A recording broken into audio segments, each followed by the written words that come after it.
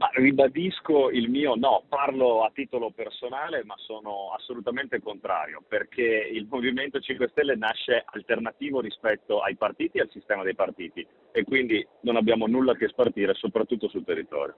Eppure il partito dei kamikaze, licenza d'autore del consigliere grillino Scarabel, subisce questo scenario. Palesatosi quasi per caso durante le puntate di 20 e 10 dei giorni scorsi e poi sbandierato a onor del vero dal solo segretario PD Zingaretti, alleati anche sul territorio, qui sostanzialmente in un comitato anti-Zaia che però non pare minimamente preoccupato. Sono altri a dover sposare i nostri temi al massimo accordi con liste civiche, ribadisce Berti, che lo shock per le manovre romane lo ha subito. Lui, da sempre vicino a Di Maio, ora che la sua leadership si è dissolta lasciando spazio a Giuseppe Conte.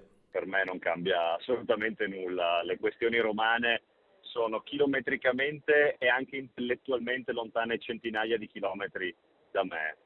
Io guardo quello che dobbiamo fare qua sul territorio, abbiamo un ultimo anno di legislatura dove ci sono tantissimi lavori da fare, quindi stiamo belli concentrati per il Veneto e per i Veneti.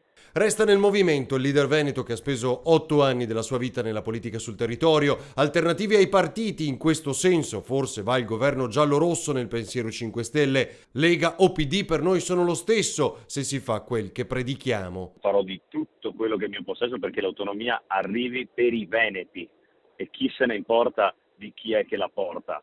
L'importante è che i cittadini abbiano una risposta chiara al referendum che hanno dato.